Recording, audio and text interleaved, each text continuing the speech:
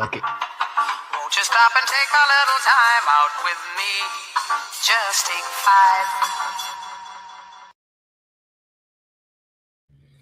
5. Yo, okay. It's been a very, very, very, very long time. You know, man. How are we feeling? I feel great. I'm kind of bent. Is this a piece of notebook paper or is it a piece of toilet paper in the Yeah, what is in the that? graphic? I'm not gonna lie. I don't know. Use your imagination. Yeah, I'm lost too. I'm not gonna lie. Might be a diaper. Bro. Yeah, you don't see the ChatGPT white failed flag, you. bro. ChatGPT failed you, bro. I'm not gonna lie. Straight from Kenny Atkinson's ass. See, when you got 10 minutes to get onto the pod, like you do what you do. All right. Nah, Ian, what would you make for the pod today? I just came here, bro. It's all you needed, bro. He's here so he won't get fined. Yeah, bro, exactly.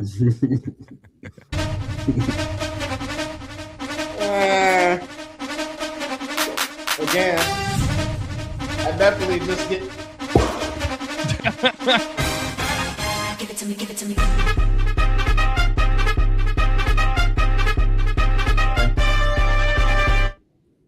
All right.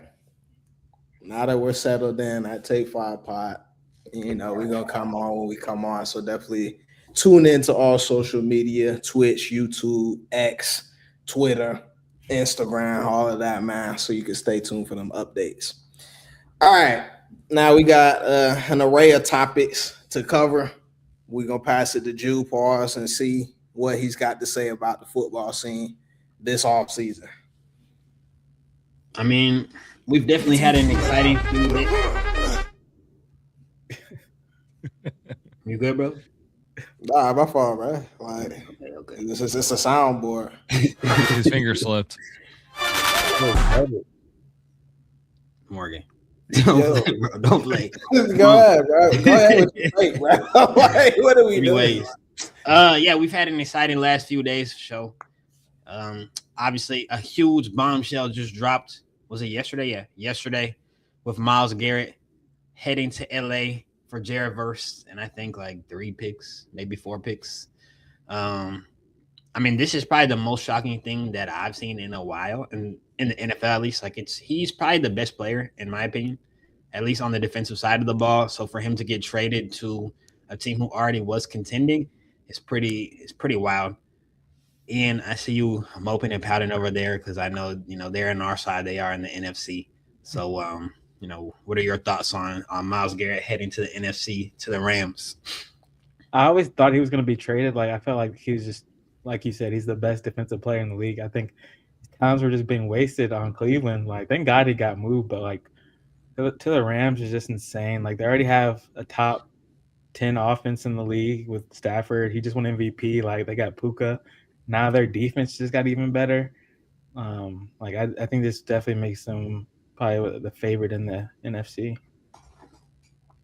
I can agree with that. I think they actually are the betting favorite. Like, I'll have to look to verify that, but I'm pretty sure they vaulted to plus 600 to win the whole Super Bowl, that's really wild. Like, they have really good odds. So, we'll see what happens. In terms of implications, like what this means, I mean, do you think that they are now a clear favorite in their division? Like, the past Super Bowl champion comes from their division with the Seattle Seahawks. Like, what do you think this does to that division specifically? Morgan, you want to go? Or me? Nah, I mean, again, we're talking about football in June. It's June 2nd. You know what I'm saying? Like, of course, we know who Myles Garrett is. Like, he's a revered name in the NFL. He's definitely going to make this team much better. But, again, we haven't seen it on the field, right? So we can't just sit here and say that they're going to be better than the reigning champs. Like, I mean, odds, they may tell you that, but we'll just have to see how that plays out. That's fair enough. Ian, Joey, anything? Pour one out for Jared Verse really quick. I feel bad for him. I'm not gonna lie, I really do. Bro got sent to Cleveland. I mean, Cleveland is probably going to ascend. within the next few years. I mean, it's hard to say that because they're Cleveland, but given the True. roster that they've built, like they have a really young and talented team, offensively and defensively. Offensively and defensively. Now, Who offensively do they have? Judkins is really good already. Yeah, Judkins that's fair. Harold Fannin is really good already. And then they drafted all those wide receivers. They got all those receivers. I was gonna say, who's the head coach now? Is that Monken? Is that his name? Is it not Monken? Yeah, it is Monken. Yeah, it is. Yeah, I see some like QB stuff about him, about like Deshaun Watson or Shador being like really bad. They don't know. Well, I mean, they don't know who their quarterback is. Like, that's for them. I think that from what it sounds like, they're going to give Deshaun Watson the first crack at it. No way. To Ian's surprise, me and Ian had a big argument about this like a few days ago, that money in the NFL actually matters, right? Ian is trying to convince me that the quarterback who gets paid first has no impact on the quarterback. Not paid first, paid the most has no impact on who's going to be the starting quarterback, right? So I brought up no. I brought up the Falcons. I brought up the Falcons. Michael Penix, right? He's getting paid as a first-round player, and he's getting $20 million over 4 years. Listen. I understand that. I'm just saying he is a first-round pick. He's young, and he hasn't played a full season yet. He has a good chance to get the first crack at it versus Tua. If the competition is close, I expect them to give the nod to Michael Penix because we want to see what we have. We made a large investment into him, so there's no point in not trying it out. We know what Tua is, and he's on a veteran's minimum contract. You don't agree with that, Ian? In this situation, no. I could see maybe in the Deshaun Watson case. Deshaun Watson, he has the most guaranteed money of all time. They have no choice. They have to play him. Like until his wheels fall off, they have to play Deshaun Watson. Whoa. Before Deshaun you Watson get hasn't played football in 5 weeks, and he was fondling women in the back of massage parlors. Nah, and that's neither here nor there. But yeah, like just for the Falcons example, since we are all hypothetical, so you're telling me you'd rather have Tua in there for the first go than Michael Penix? I mean, honestly, I don't know. See, I don't think Tua is that good. But I think he's better than Penix. Like, I think Tua. Just answer my question, bro. Like, I'm not trying to hear what you think on that subject. Like, so do you believe that Tua should get the first crack over Michael Penix? Yeah, I do believe that. Yeah. Oh, okay. Yeah, you need to pour up. I wish I had a drink right now. Talking to Ian makes me want to pour up, bro. I don't. I really don't. We already saw that's what Penix, bro. You're doing the blackout pod now. Literally, bro. We need to do the blackout pod. We need to go post brunch. I need to go bottomless. You know how out of hand that would be? It would be. But I'm trying to go from bottomless to pod immediately and just get into it. Like, come on. Anyways. That'd be even more thorough than this. But yeah, and you're wild. But yeah, as far as Cleveland, though, you got to figure out who's at the head of the situation, who's at the head of the snake before we get to talking about how good the offense is. That goes for defense. The Falcons as well. More defense. They have a good roster, I'm saying. They're building a good roster, and they have a lot of picks, like a lot. So if their quarterback situation busts this year, like let's say Deshaun sucks and Shador sucks this year, right? I think they have like 2, maybe 3 first-round picks within the next 2 drafts. So they're set up for success, honestly, in terms of having that capital. Right, they can go and put those 2 first-round picks together to go get whoever the first quarterback taken is. I don't buy into the Arch Manning stuff, but maybe it's him. If he's that guy, he's not. But we'll get to that way later. Are you buying into Gabriel hype or what? To Dylan Gabriel, you said? Come on, bro. Yeah, he's definitely trolling. I told you when he got drafted. You remember my reaction when he got drafted? I mean, that was ridiculous, as we saw. But yeah, man, Myles Garrett to the Rams, major for the NFL, but we can move on. No, it's basketball season, so we'll continue. Ian, I'll let you start here. This is the last football slide, chumps. But yeah, go ahead, Ian. All right, so yeah, AJ Brown, he's got traded to the New England Patriots. Speak up, bro. Speak up.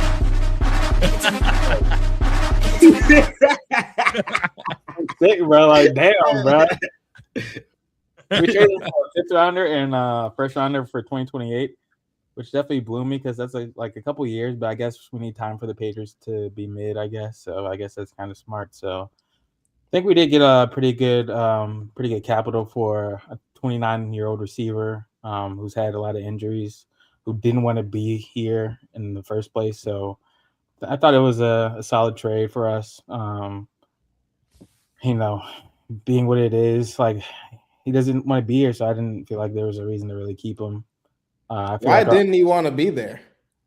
Because our play calling was really centered around the running game and Jalen Hurts. So, I mean, that's fair. Like, but he also did have multiple all pro seasons with Jalen Hurts. He won the Super Bowl.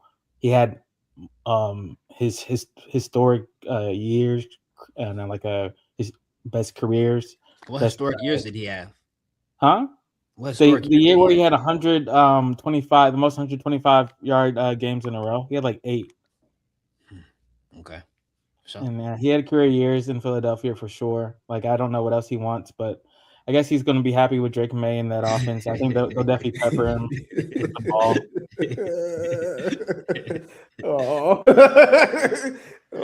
Yeah, he might read a few books too, like damn near. Like that's what he does. Like I won't be surprised if he's being a diva in New England when Drake May starts shitting it up. So we'll see. I can't stand Philly fans just because, like, what's a guy leaves, like, y'all just get to throwing bricks at him, like, what he had to do was best for him, like he like did. you I said. said that. I said that. Yeah, like he didn't want to be here. Like move on. Like it's cool. Like no hard feelings. Like he definitely helped us win a lot of games. Helped us win a Super Bowl. Like I'm glad he was our receiver. He's probably our best receiver in our history. So I only say thank you, but I guess that could be hot. Time to go. Yeah. I mean, Is it cool, Ian? But What do you say? Is it cool, Ian? You sure? Yeah, bro. Like, I'm not mad. We got Mekhi Lemon. We have Devontae Smith, wide receiver 1. Got a lot of weapons. We still have Saquon. Don't forget. Smitty's I think Smitty's a good 2 receiver. I've always said that. There's no hate, bro. It's no hate. I like Smitty a lot. I just think that he's better off as a 2. You know, there are guys who are good. We'll find out. Like it's similar to the D-Mitch conversation, which Morgan conveniently left out the slide. Yeah, this is wait a second.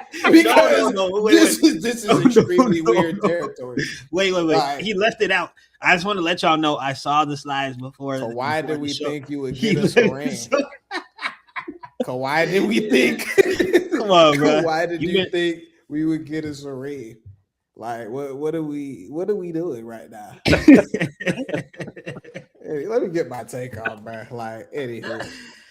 All right, go ahead. This is just a culmination of what Philly is, though, right? Like Ian will sit here and tell you that he's cool in Philly. He's not, right? We saw how the diva situation played out. Yeah, to be, bro.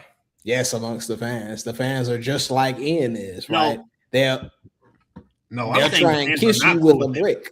Yeah. That's what I'm saying. Ian is more cool than most of the fans. Like Ian's pretending to be cool. Like this has been going on for a year, bro. I've been used to this. I was pissed off for like the first 6 months, but like it's whatever at this point. Like we have a good roster. Don't really need them, I don't think. Don't really need them.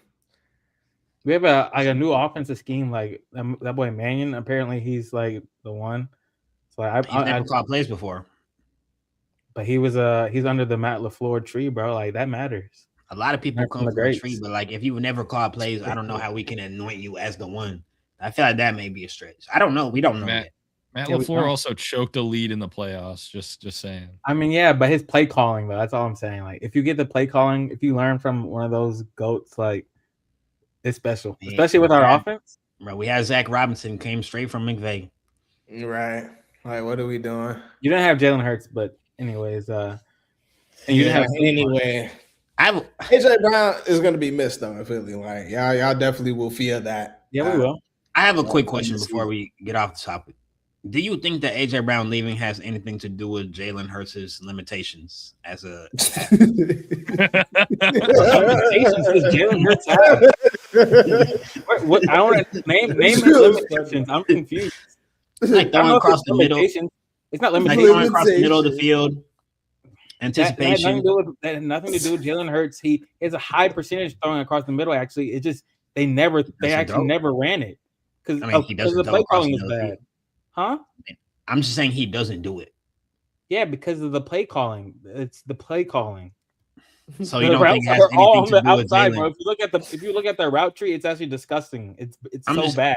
I'm just asking you, do you think it has anything to do with Jalen Hurts' limitations? I don't think it has anything to do with Jalen Hurts' limitations. I think it has something to do with his play style as a player. Like he's a dual Play threat. style. He's not going to throw for 400 yards a game. He's going to throw for probably 250. Going to run for 50 yards. I like 200, maybe. I'm talking about like at his best. Yeah. Yeah, for sure.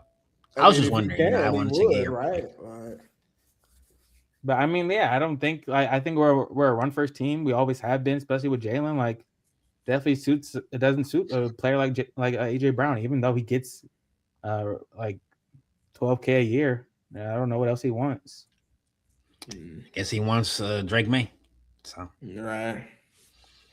I take 5 pot. Some good football talk. We'll see how it all shakes. Now, who would you actually? I want to know who would y'all rather have as your quarterback, Drake May or Jalen Hurts? I just want to know. Like, but it's whatever. I go Jalen. I'll go Jalen for sure, just because he's won a Super Bowl, played well in the Super Bowl the other time. But like, and I also other time. Yeah, when they lost, he did play well though. But like, I don't know, something about Drake May just it hasn't clicked for me in the games that I've seen. Like he did make a Super Bowl run, that's incredible for someone that young. But just in the games that I've watched of him, like it didn't look right. Even in the playoffs. But a better question is though, Julian, do you think that Jalen Hurts, if swapped with Drake May, would have made that run? Actually, yes. The fuck? I don't know. Their run last year wasn't that insane. I mean, I'll say it's commendable for him to go to the Super Bowl in his first year as a full-time starter. Like that's awesome.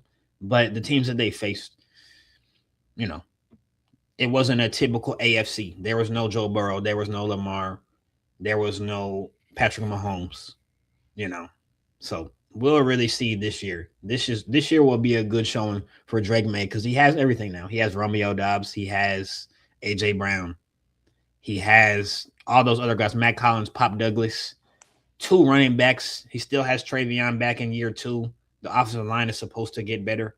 Like he has what he needs, and the defense is good. So there's really no excuses now. So I feel like we'll get a good look at Drake May this year. I'd say 5. Now let's get into what we've all been waiting for here. All right. The NBA Finals. Joey, we can wake up now, bro. We can wake up.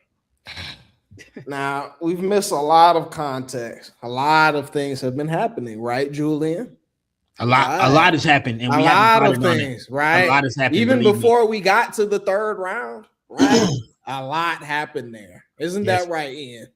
A lot did happen. A lot did happen. So there are many teams right now, right, in Copacabana. Isn't that right, Joey? Sipping Killer Peach. Yeah. If I'm saying that right. Yeah, whatever they say. That. Right. Whatever the kids are saying now. Julian, you been to Myrtle Beach, bro? I have been to Myrtle Beach. I know you have. What does that mean? That was racially motivated. Yeah. It's okay. That was racially motivated. Yeah. No, let me get it. You ever been to Miami? Yeah. You ain't been to Miami, 12? Yes, bro. Why? Oh, you have? Okay. Yeah. All right. But we want to talk about, of course, the most watched Western Conference Finals that we've had in the National Basketball Association. Why? Because Victor Wembanyama is simply sensational. He's the alien, right? And he has arrived, okay? And then you couple that with the reigning champion, OKC Thunder, right? Led by the fearless SGA, Shea Gilgeous-Alexander, right? Who has been nothing but sensational, winning another MVP this year, right? When you have those two teams collide, I believe this is bigger than any finals except the finals that includes the New York Knicks, right? So we had 7 games that we watched. Of course, the Spurs came out victorious, right? But there's always those things that get us over the hill, right? There's always a tipping point. So I do want to go down the line, right? It was a long series, a lot of things happened, right? But what was the tipping point for you and why? All right, so we'll start with Joey. Like Joey, let me hear from you first. Come back to me. I'm having like screen issues right now. Come back to me. Okay. All right, there we go. I don't like the look on Julian's face. So, Ian, what did you see out there exactly? You can let Joe go. All right, yeah, I'm back. I guess I can go now. I'm back. Sorry about that. All right. I got it booted back up faster than I thought I would be able to. But right, booted up. I really enjoyed watching the Spurs this series, and I might say that might be a super obvious statement, but I think something that I thought that I was gonna have to flag even going back to game 1 was just ball security when Stephon Castle had 10 turnovers, and then De'Aaron Fox came back, and to Morgan's credit, I probably bashed him in terms of his scoring ability for a majority of this series. He's still been a very stable, point guard to kind of limit those sort of, younger guys' mistakes in terms of just handling the ball and scoring. He's been great. He had a great game 7. And now he's going up against Mike Brown in the finals. But I just want to give De'Aaron Fox his flowers.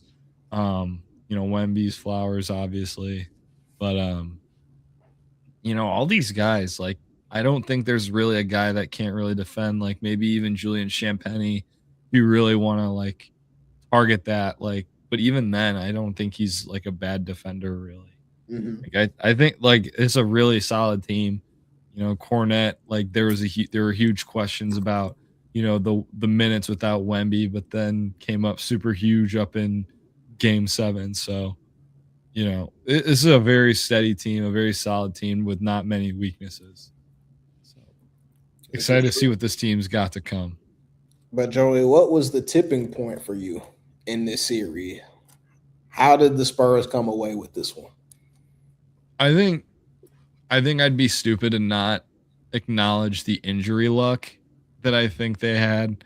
Obviously, J-Dub being out, AJ Mitchell being out, and we can talk a little bit about Chet in a little bit, but I think just injuries and just kind of, I think that definitely had very much to do with it.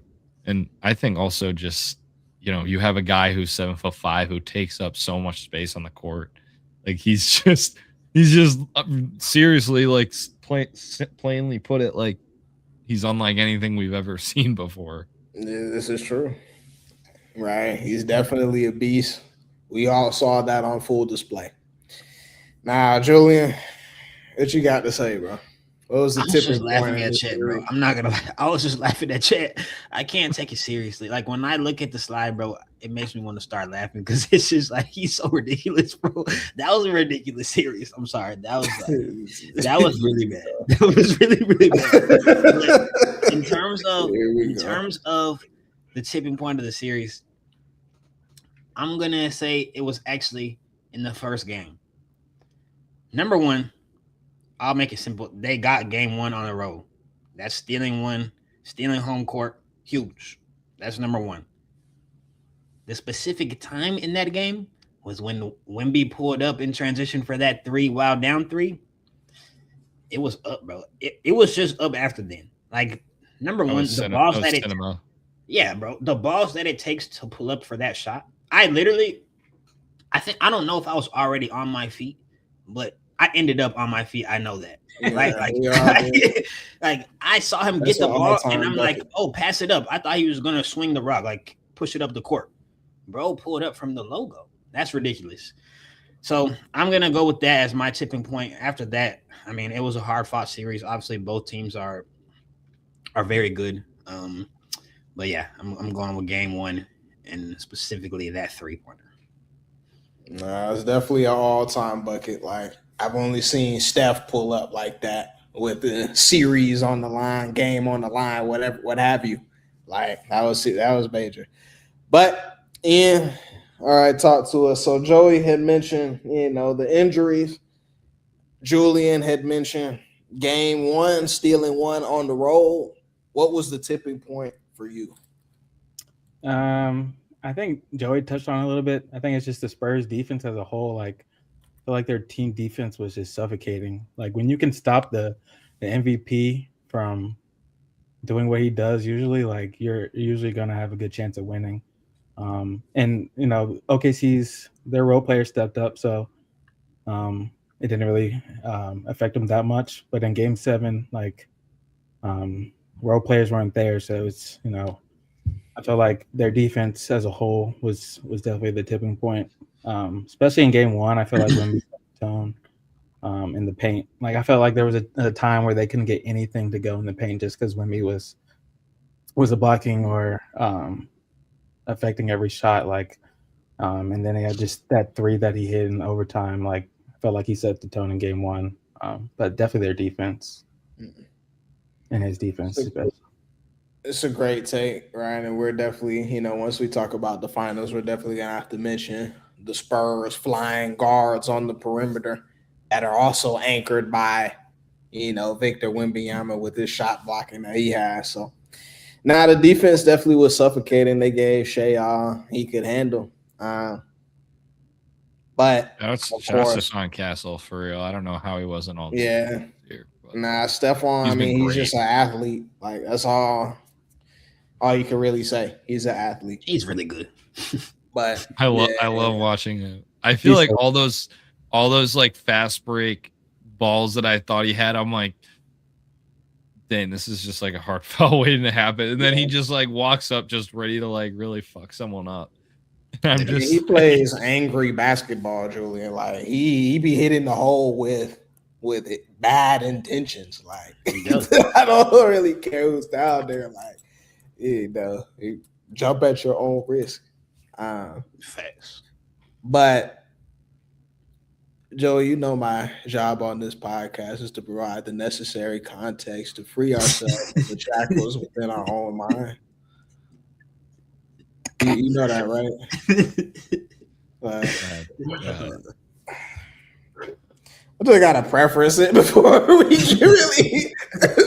really get down to brass tacks. Like, I appreciate y'all though, but the difference in the series, right? We have two very good teams in the Western Conference. They've been duking it out all year.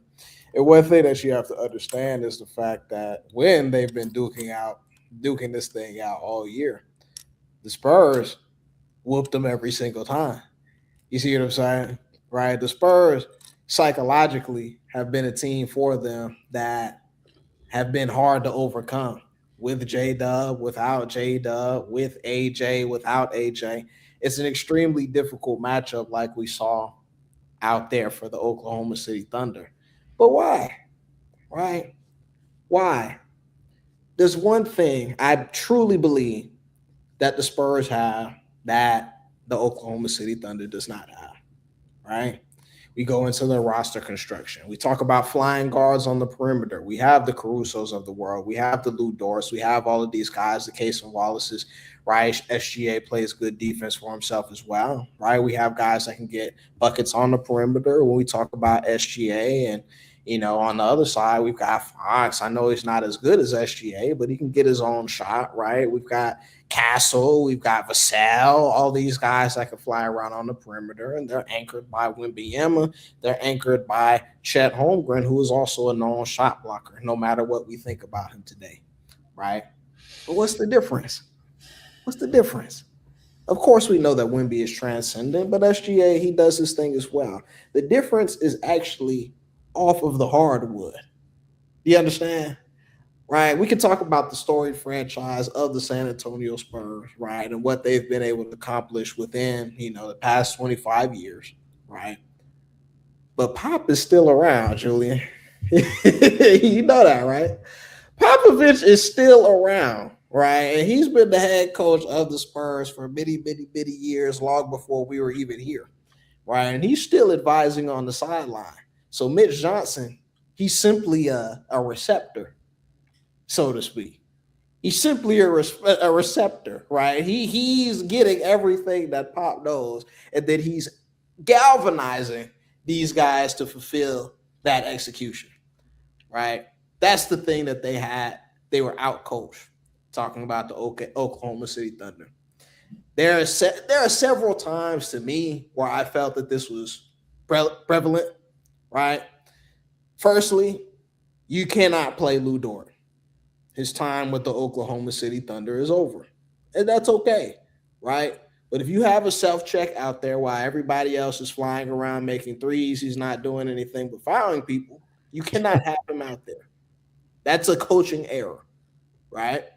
Secondly, Wembanyama is their best player, okay? When he says go, the troops go. As long as he's out there, they feel invincible. We have to take him out of the game one way or another, Julian, right? And you know what I'm alluding to. But let's keep it kosher, for everyone, right?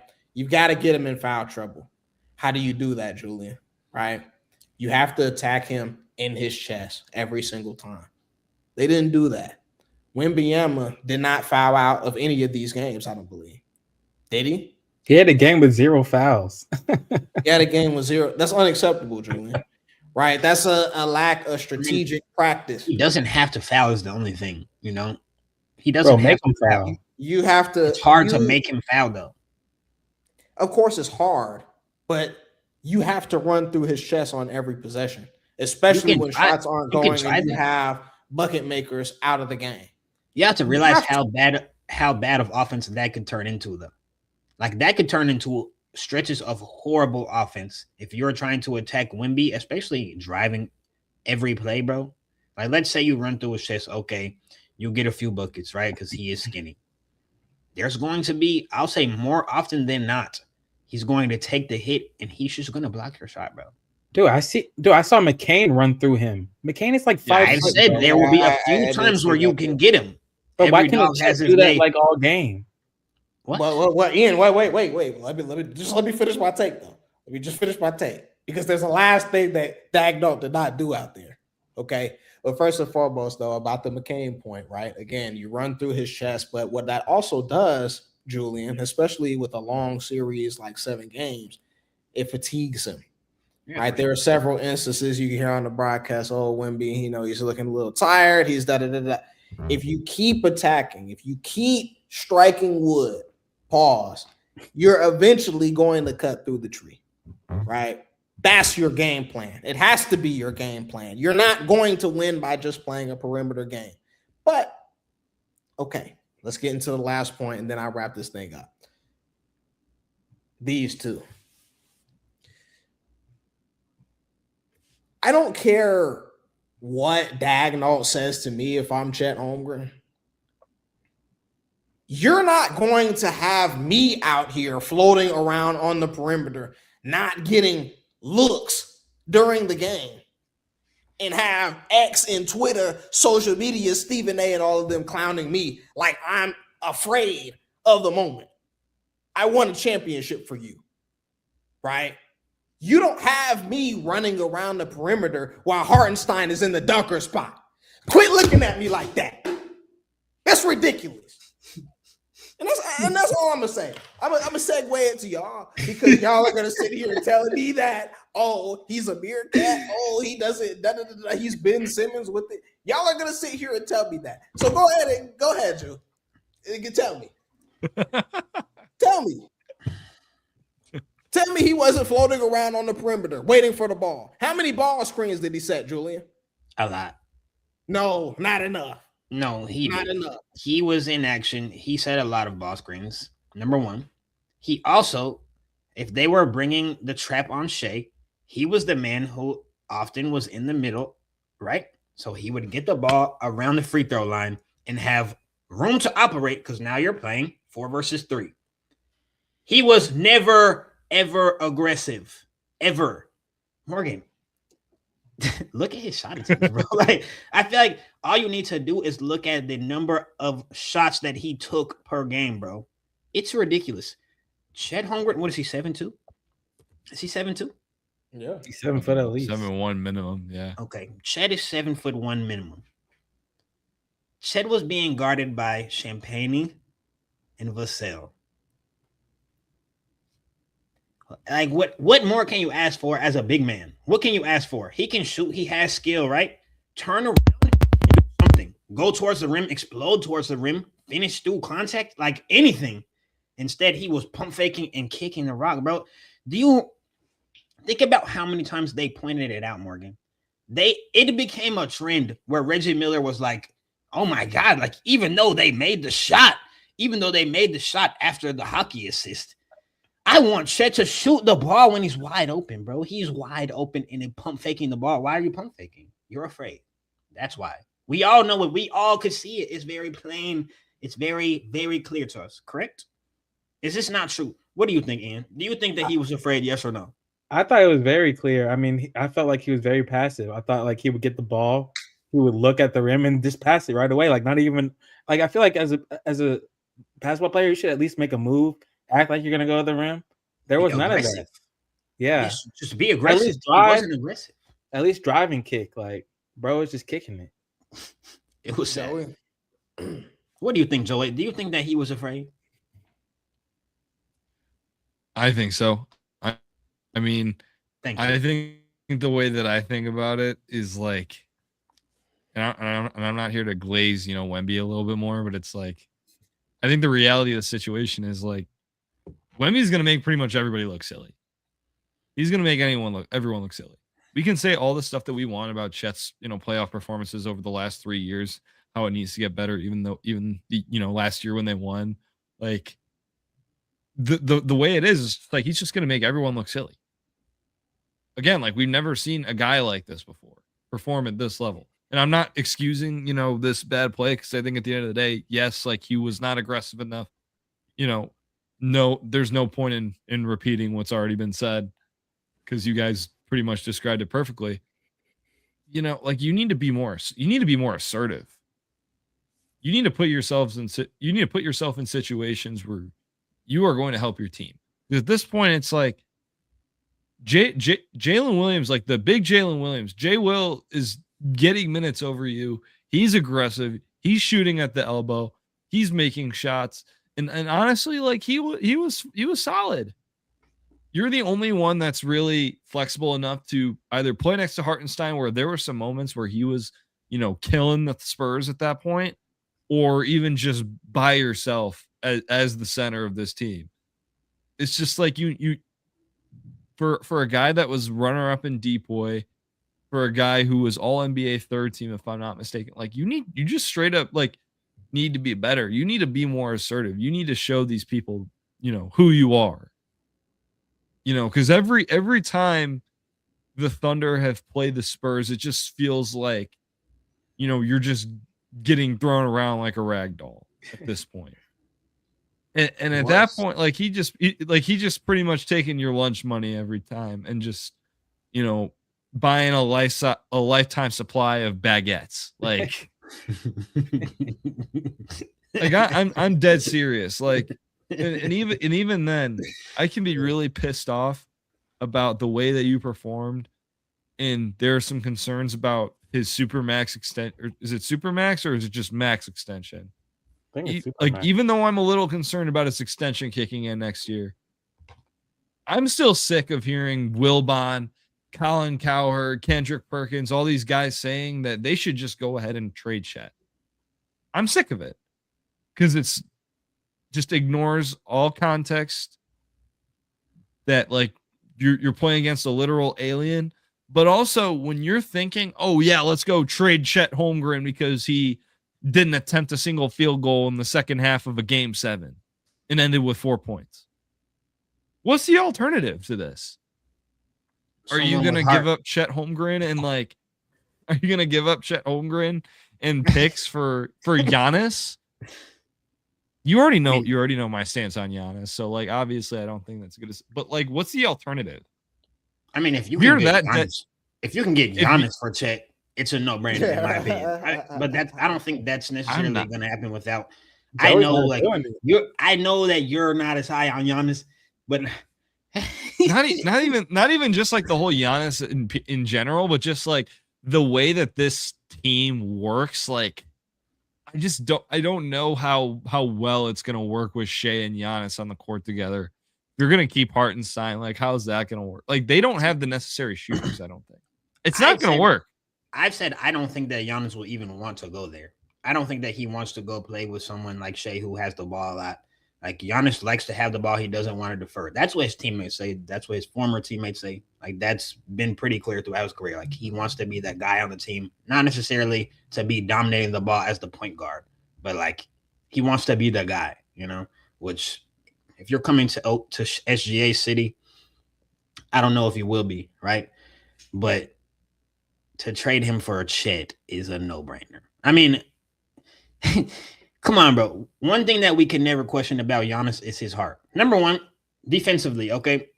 Defensively, it's a wash at worst. And I'll go out on a limb and say Giannis will guard Wemby better than Chet would, even though Chet didn't even try to take the assignment. Number one, we need to get into this also. It's basketball, right? I understand coaches have power, but the players have the most power, right? The players have the most power in basketball. We know this. The star players. If you are a guy on your team, you're kind of running it, right? Chet has been awarded a max contract, as Joey just explained. Why didn't he try to go take that assignment ever? Okay, so that's enough of that. I just don't understand. No, because now we're just bringing up stuff that has no relevance. How is that not relevant? How is that not relevant? Let's take How? this basket. Let's talk basketball, Julian. You and I. Let's talk basketball. Okay, No, let's talk basketball. for real. let's talk it. Okay, so you have the starting lineup for the Oklahoma City Thunder, right? Right. How would you run your offense attacking mean? the Spurs with Wembanyama in the middle? How would you run their offense? I mean, it depends on how they're guarding SGA, and it depends on what you have at your disposal. Jay Will is there. You're saying if they run this back next year. We're just running back the series that we saw. Oh, so no Jalen Williams. Right. That's right. Honestly, I don't think How that would their you run approach your was. offense? Honestly, I don't think their approach was bad. I don't think that's where they went wrong. They had Wemby in conflict throughout most of the series, right? They had him kind of in no man's land, picking between will he give up the shot to. A lot of times it was a Caruso who was frying them, or do you get your 7'1" playmaker or center the ball in the middle of the court, bro? I really don't think it was their This approach middle game of is the where they court went wrong. motion, Huh? this rarely happened, is what I'm trying That's to get not to. true. That's We're not true. playing an up and down game first and foremost, That's not right? true. This was dominated by the guards largely. However, when we got into the half court, Wembanyama is set on the 3-point line the entire time. Are you talking Right. about offensively or And if defensively? you're the Thunder, I'm you're talking good with about that. offensively, Yeah. right? Because if you have Hartenstein in there, he's not going to run the perimeter. So as a big man, he's running that stretch, that same position that Jalen Williams is running. Okay. Now the difference between the two is Jay Will shoots much faster than Chet. Chet loads up and has to get his shot off. Oh, this is pissing me off. You- This That's is bad, boy. Just trying- That's bad. This I'm you're trying to shame- explain it to you. this is shameful. His You're version shameful. of open and Chet's version of I mean, open are two excuse me. different things. You are shameless. Excuse me. You're shameless for this. You are excusing Chet's lack of aggression in play for his jump shot motion, bro. He is wide open a He lot of the could've time, shot. bro. He is getting a shot. He could have shot the ball more, but wide open, that's not what the case was, right? He was getting closed out on by flying guards on the other end. Guards. Right? And then, yes. Yes. If So he can't attack the guards? Absolutely. No, he absolutely can. Then And why then didn't he'll he? lose the ball like we saw. And then it's over with. Like, it was just a very difficult series for Chet to make any type of difference with the offense that they're running. If it were a situation where they said, okay, Chet, you run elbow to elbow, right? Follow the ball. When you get it, rip through and get to the cup, right? We would have seen Chet more on the free throw line. I mean, we probably would have seen some more Hartenstein-like buckets that way. But it's not the offense that they were running naturally. Like, they had no choice. I don't agree with that, bro. He could have got some shots up, bro. Like, I at certainly worst, could just have. start shooting. Just start shooting anything. Could have like, had a lot of crazy. shots. He could have had a lot of shots. He had plenty. I of don't agree opportunities. with this. A lot of shots. Like, there's a lot of opportunities. He could have took more than two, bro. In game seven, Coach, he could have took nah, more bro. than two. Coach got to call your number for a lot of opportunities. Like, he's Call not your just getting number? it in the, His number was naturally being called because they were trapping SGA for half of the series. no, bro. That's not what I'm saying. That's not what I'm saying. Like, they ain't What come are you out saying there then? with the set. They I didn't don't come understand. out I there really with don't get what any you're type saying. of sets for Chet Holmgren, who is You're clearly lying. the second. Okay. Number one, wait. We Number can one, watch Wait, it wait, back. wait. Like, Number I one- watched the game. why on earth would you, after watching what we watched, if you watched even a few minutes of the game, why on earth would you run a set for Chet? Why would you establish the big? No. man? They Why tried would to you establish him. your big in the basketball game? They established This the is- other bigs. Did they not? Did the other bigs not get established? The other bigs were playing in a different position, Julian. So he didn't This is ever what play I'm in trying those to roles throughout the explain. series. He never It played in was Jalen rare Williams' role. because he was one of the few people that could stretch the ball. So Jay Will the floor. and Chet played the same role, correct? Yes. What is the Yes. excuse? I don't understand what the excuse is. Jalen Williams is the 10th man off the bench. bro? Yeah. Well, he is off the bench. Yeah, that is a good point, right? But getting his shot up. I mean, hey, we got the. When the starting lineup was getting the shots up, other than Shea, like I'm confused. Like, why couldn't Chet get them up, bro? I'm just confused. I don't know why. It was a drive and kick game that they played. Like, I mean, it was a I drive and guess. kick. Chet has to be more open than a Jay Will, than one of the guards out there in order to get his three All right. ball up. Who has a slower jumper? Chet or Keldon Johnson? Chet or Keldon Johnson? I don't know, Yes. right? You acting like Both are Keldon pretty Johnson slow. was hooping. Like, I just asked the question: who has a slower jumper? it's very similar. I think it's It is very similar. It really is. Like, No, nah, bro. Chet loads up. Like, Bro, like, Keldon I want Johnson to has like catch the your slowest drift. jumper I in the don't league. know. Huh? Keldon Johnson shoots like KG, bro. He has a super slow jumper. Keldon Johnson brings the ball up slowly behind his head and launches the ball, bro. Come on now. He was getting shots off. Contested. Hey, I was Good just gonna shot. say, didn't one of you guys get like some sort of like ACL surgery or like meniscus surgery recently? They both Like, of am I them. am I Right, crazy? Both of them, boy. That's Julian. My Achilles, that was some years ago. My Achilles. Your Achilles? Like I got Julian like post Achilles surgery running 100 meters. I've got that happening faster than Chet loading up for a jump shot. Like, Bro, That's this is slow. what I'm Not saying. that Like, very it's slow. extremely Y'all are slow. dragging it. Y'all I are dragging appreciate, it badly. like, Y'all I are appreciate dragging it bad desperately. so bad. This is it's nah, extremely this slow. is bad for It ball. has to- This is bad for ball. Number one, this is bad for ball. Number two, this is bad for talking. This is bad for talking ball, bro. Just for even covering ball, this is terrible. I can't believe y'all are taking this stance and this approach to covering this approach to playing a sport that's. Do Nah, y'all but pride yourselves on ultimately- physicality? Y'all play basketball. When y'all hooped, did y'all care about being physical and like just being a dog? Did you care about that? Like, did that He won a ever cross your mind? championship last year. You know that, right? He won Excuse a me? championship last year. Who? Do you hear the word? Bro, Chet was Chet like the fourth man Holmgren. on that Do you team, hear the bro. words that I are don't coming care. out of my mouth? I'm not saying No, you Chet don't. sucks. Because I we're don't think talking Chet about sucks. we're talking about one Wait. series that just happened. Yeah, we are looking Was at he it under a passive? microscope. Yes. No. We are. Was he passive? Yes. Extremely. Right. Was he Historically. passive? Sure. Calling the man scared. He was Right. afraid. I don't Bro, understand. that's. Do you know how disrespectful that is? Like, you talking about as an athlete and all this. Do you know how disrespectful that sounds? Like, Sometimes you've you been have to playing call it, against a you have to dude just call it at like 8. it is, bro. I don't They understand were because 17 there are years people, old.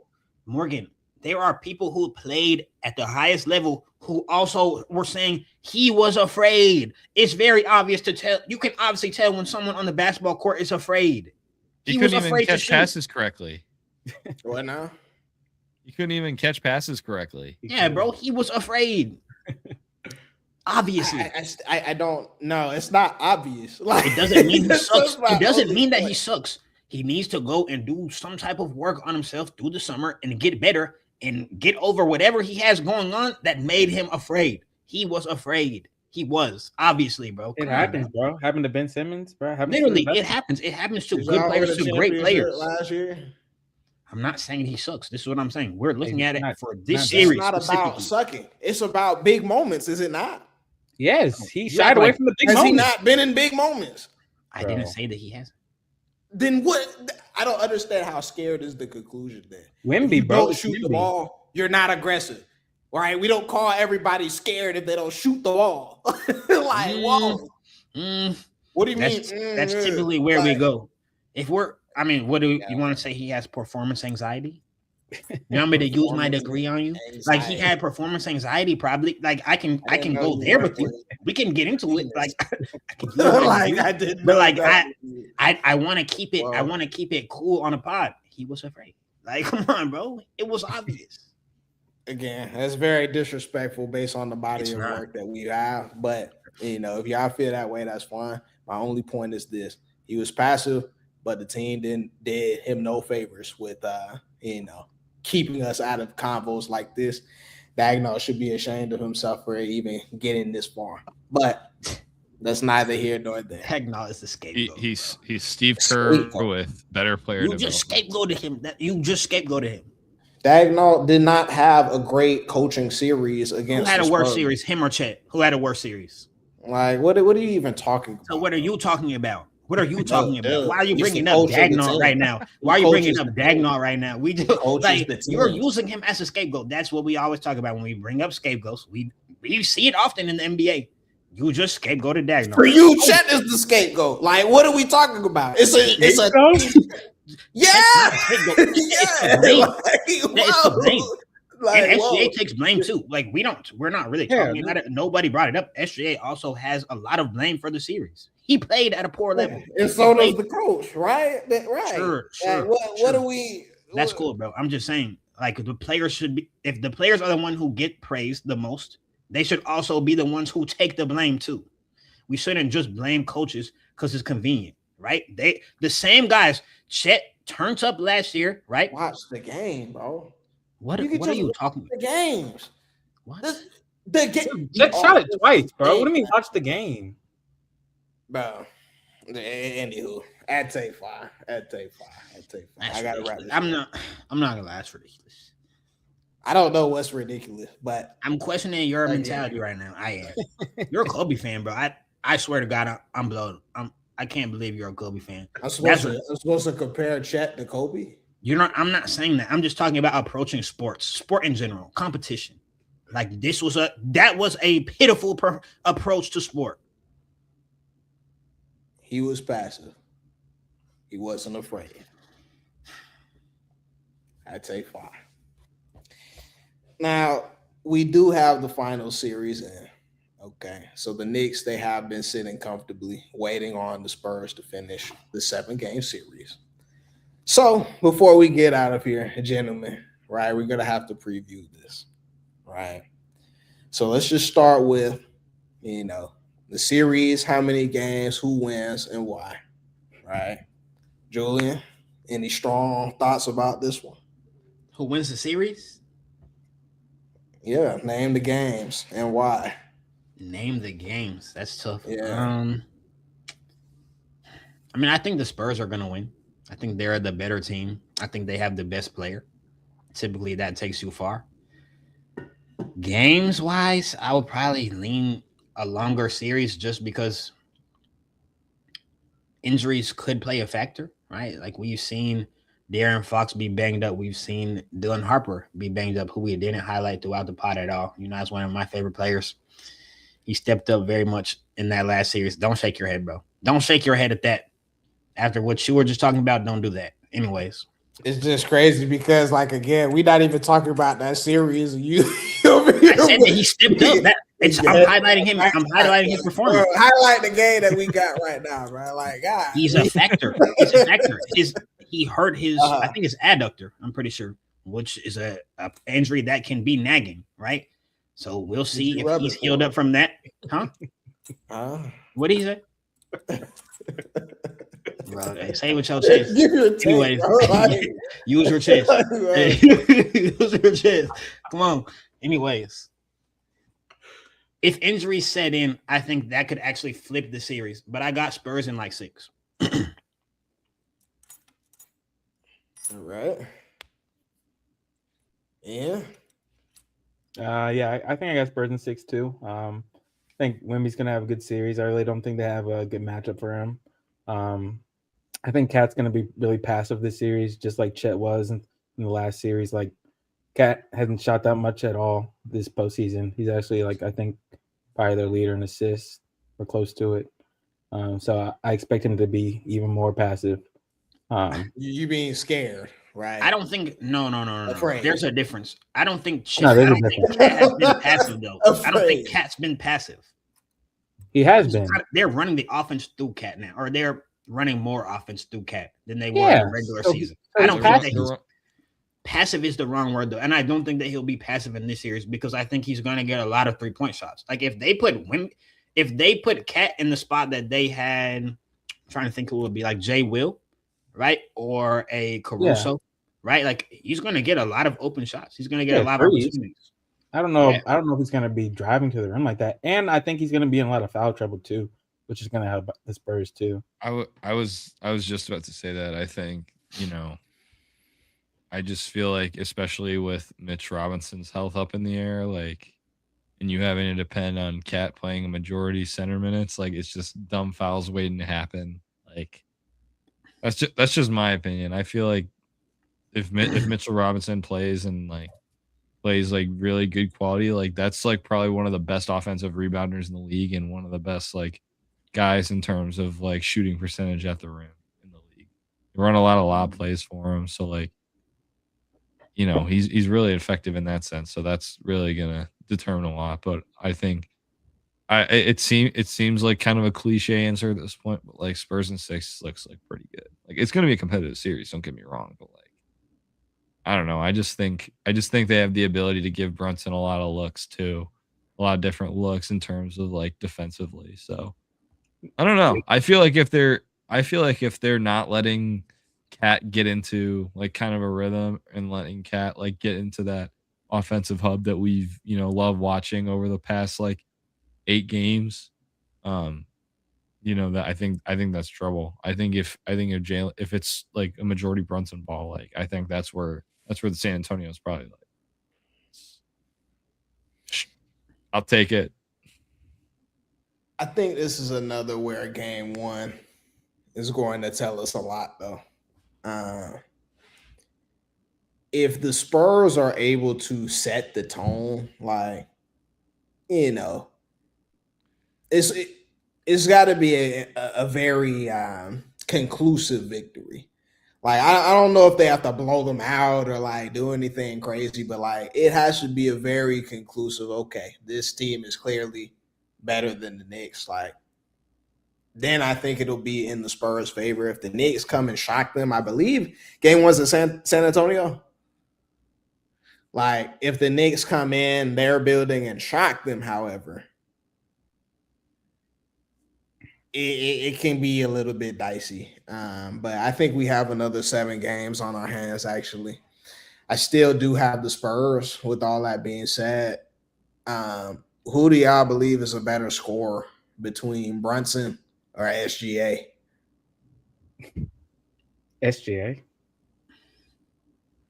He does it. He did. I feel like he has so many more levels to his game. I feel like Brunson, I don't know.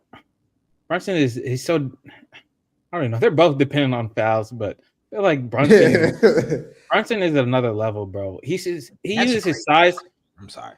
It's not, bro. He uses his size. It's just so lame, bro. He like You're just hurting. You're hurting. No, I'm not. It's hard to watch. It's hard to watch in the SCGA. I can tell you haven't watched a lot of Knicks. These are residuals. Oh god, of the sweep. No, these are residuals of the sweep no. from last round, bro. Shea flops. He flops at nothing, but this dude Brunson he'll run into you. I'm so serious. He does it. He does it every playoffs. He runs into people and they call a foul, and there's nothing you can do because they call it every time. It's actually really bad ball, but I don't know. I think SGA he's more fluid. It looks better. It looks better. That's a fair take, Julian. That's a fair take. It looks better, right? SGA or Brunson? What about you? Me or Joey? Yeah, both of y'all. SGA is an MVP and he's won a finals, so I feel like you kind of have to go with him. But I mean, I thought we were just saying best scorer, not just like best scorer. I know, but I'm saying like SGA is a score. Didn't he win 2 scoring titles in a row? Like he just won an MVP, a finals MVP. Like he has pretty much every accolade that we can list off. And he's been averaging 30 on good efficiency. But like he also has dropped in the playoffs. In the playoffs, I'll probably take Brunson, honestly. Just because Jalen Brunson is a playoff riser, and he has been for years. Like prior to him coming to the Knicks, he was a playoff riser. Even when he was in Dallas, he was hooping. So I'll go Brunson in the playoffs. All right, Joey, and he can shoot the 3 ball better. I think we gotta really think about like in terms of like what area we're scoring. Like I'm not trying to get like absurdly complex with it, but like I don't know. Like I genuinely like I'm gonna kind of zag a little bit. Like I genuinely think Brunson's a better scorer. He's got a post game. He's got a great midi game. He attacks the paint with ferocity. Great shooter. Like I think Brunson might honestly be a better scorer in my opinion. Like that might be like a very hot take, but like I don't think it's a hot take. Like that's why I posed the question. You know, who and that aspect of the game is tougher because I'm gonna have to side with I believe Ian. Just not for different reasons, but Shea, his thing is he has the size advantage over a guy like Brunson. So, he's going to see many different bodies, but at the same time, he has the ability to really rise up over you, especially when we talk about the mid-range and, he's going to finish at the cup and get to the line, do that sort of thing, has that downhill game. That's very hard to stop, but I'm not mad at the Brunson take. But the reason why I ask a question like this, though, is because these two players are going to be tested by the Spurs defense. We saw what it did to Shea, right? Brunson is going to be seeing a lot of different bodies, and it's not, the cup is not going to be open as far as scoring in the paint. I truly believe this is going to be it's just a bad matchup for him, I believe, because they do rely on his scoring so much. So, power to him. But because of that, I think the Spurs and that defense, they're going to take this. I have a basketball question for y'all. Do y'all think that the Knicks are going to allow Wemby to play defense the same way that he did versus the Thunder? Like, do y'all think? No, like Wemby was kind of hovering, right? Like he was leaving guys open. Do you think that they're going to allow them to do that offensively? You can leave Josh. Well, Hart. no. Well, I was going to say that. Like, are they going to die to Josh Hart? But then, like we already saw, they're just going to put in a Shaman. Yeah, and it's still then just a drive and kick game. Like you have to get Josh. You have to hit Josh on the rotation with a Wemby, have him attack the paint, see what, defense will collapse. Then you got to kind of go from there. But I think the only way that they're going to, get some success offensively is if they go small. Does Carl Anthony Towns have a faster release than Chet Holmgren? Like, do I have to ask? Obviously. Obviously. Okay. I'm just making I sure. think something that's interesting to say is like I think the Knicks have a lot better shooters than I think the Thunder do. So I don't know if they'll be able to get away with the kind of, I don't know, like it seemed like a variation of like a box and one sort of defense from San Antonio. Like It was I don't know similar. if they're going to be able to get away with things like that. Like you might have to like, I don't know, like if you 5 out, like that might be a little troubling. You make a Josh Hart beat you. Yeah. You know, because they're gonna have to play him to help out defensively. So you'll just have to make him beat you. I think that's been the game plan against the Knicks. But once we start, you know, with the cat as the hub, you know, playing on the perimeter like that, a lot of decisions have to be made. So Well, it's gonna be tough. You just put Wemby on the guy on the wing. Put him on Josh Hart, or if they put in Shaman. Well, that's what I'm saying though. Like you have to put Wemby on the worst shooter, and you're gonna have to die to him for him to play that style of defense. Yeah, you die by that. I mean, but not always though. And I mean, you have to just picture it like, let's say that you run a high screen and roll, Cat's the 5, and Brunson's the 1. You know what I mean? Wemby, he's going to have to be up on the screen, right? If he's guarding that. If you put him on the guy in the corner, right? He can come so help. Probably. I don't know if he can. Like, if they switch, he's going to kick it out to the corner that Wemby's guarding. From there, swing. Can guard that though. I feel like we're downplaying his range. Like, I feel He's like not going to be able to guard that. He's not going to be Josh able Hart to come from help on the screen to guard a 3-point jumper in the corner. Josh Hart shoots above 40% from 3 this series, and they can have it. But I doubt 40. that happens. 35. If he shoots even above 35% from 3 this series, they can have it, bro. He's been shooting well recently. Like, yeah, I know. I mean, like, you have to die by Josh Hart, bro. You can't let Brunson get 50 on you or Cat get 20 and 10. Like, you got to die by Josh Hart. I don't know. It's going to be a lot of nuances to this series, but we're all in agreement that we think the Spurs are going to take it. I mean, but with that being said, my final kind of question for this is just, what will this mean for the Spurs to win a championship with Wembanyama at 22? Like, does this put him on a ghost trajectory, or better yet, does this make him the best person? I mean, the best player in the world. I feel like he already is, isn't he? Wouldn't you say? I feel like he I already agree. is kind of the best player in the world, I think, at this point. Like, regardless if they win or not, like, I genuinely think. Like, Yeah, it's not going to be Brunson if they win. It won't. But, like, you still have a – Joker still has an argument. I guess. Copacabana. There's a lot of factors at play, but I mean, okay, but you're okay. So you're the unanimous depoy, and you lead your team as the best player to a finals, going through the reigning MVP and former champion. Like, I mean, I And thought he the was best better team. than Shea going into the series. I told y'all that, but you know, if he's Joker- better than Shea, then what does that make him? Like, we can't just throw I Joker's already name said in the Joker. pot. I think Joker is there. He has an argument at least. I don't know. Pick I don't one. know who I would give the nod to. I'll have to think more, but Pick I don't one, know if man. We got think. I'm more not picking time, right now. but it's I'm not gonna pick wild. right now. It's battling. And what you say? Is he the best player in the world? I mean, yeah, when you factor in the defense, I feel like he can just disrupt the game on both sides. Like, especially with his range from 3, like, he does everything. And not many players can do that. Like, you can say Jokic is a great passer and all, but there's 2 sides to the ball. Like, I feel like that has to factor Joker in. is but Joker's a lot better than him offensively. Like he's a Right lot now better. he is. that's fine. Yeah, no, That defensively, is he's a fine. lot better too. So like that's what I'm saying. It's not. Wait, what'd you say? I don't know. But the I'm saying defense is not defensively, even close. Wemby's a lot better as well. Oh, I got confused. No.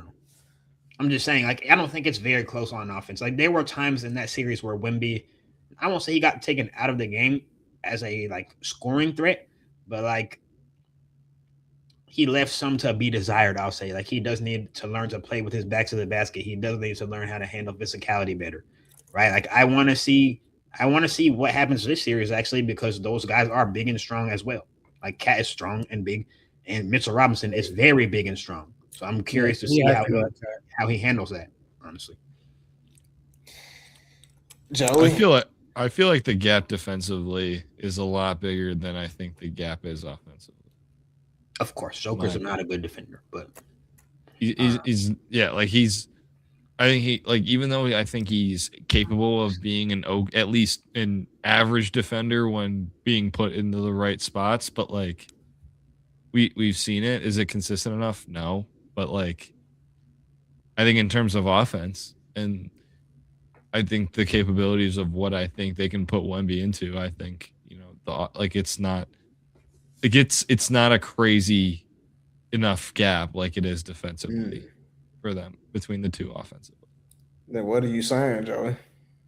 Like I think they can really like get some stuff going if they have him like at the high post. They have him be a hub like they do with Cat. Like, and we've had a lot of conversations about this, but like I think especially it kind of goes hand in hand with like, all right, if Wemby's on the perimeter, like obviously a lot of other teams are probably just going to be like, you know what? Yeah, like if he's going to beat us by the perimeter, like, albeit like that, like awesome, like get him as far away from the paint as humanly possible.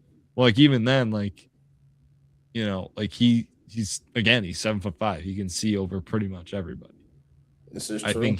I think like give him a little bit more experience and like even experimenting in those sort of situations. Like, I think it's going to be a real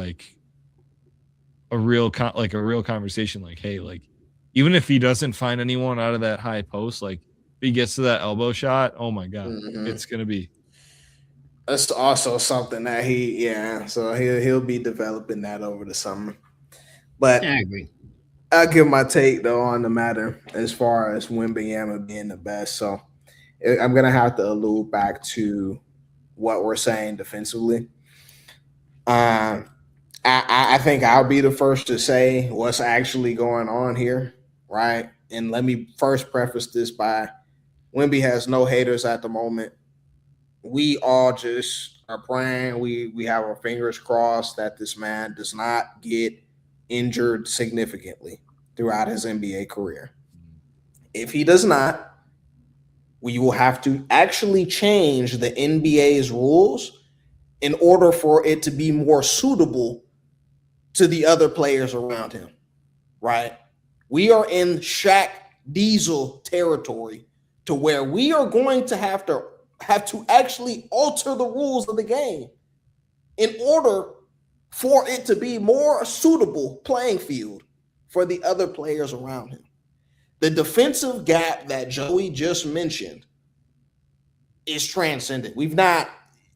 There's no better defender that's ever of the paint, that's ever graced the hardwood. There's nothing that you can really do. His arms are too long. He's too tall. He completely changes your game plan whenever you're out there, right? It's to that point. So when we talk about the best, you're telling me that this guy is going to be the unanimous defensive player of the year for as long as he can play 65 games? Do we understand what we're saying? There's no contest. Like it's not going to be any consideration to anybody else. No Chets, no Rudy Goberts, no Kawhis. There's not going to be no Dyson Daniels. There's no consideration. No matter what you do out there, you're not going to get 5 blocks a game. Right? If he is the best on one full side of the basketball and then is going to give me 25 on 3 levels, Julian, what are we supposed to say at that point? Like I said, I'm not going to argue against you if you think Wemby's the best player. I'm not going to say I don't think Wemby's the best player. Like I said, I just think Joker is still in the convo because he's so dominant offensively. But, I don't want to get ahead of ourselves because, again, we all know that basketball, when we talk about greatness, it's about moments, right? He still has to win this finals for us to be, talking so broadly. But if you win the finals at 22, You know what I'm saying? So it's just like we're in weird territory at this point. So again, we hope he does not get injured, because if he does not, the game that we love and know is going to change forever. Not even being dramatic. Like, it's going to change forever. The CBA is going to get together. They're going to change the amount of time that you can be in the paint from 3 seconds to 2 or something. Like, it's going to get that major to where we have to do something. That's a 5. All right. That's all I got, fellas. Any final takes, any final remarks before we get up out of here?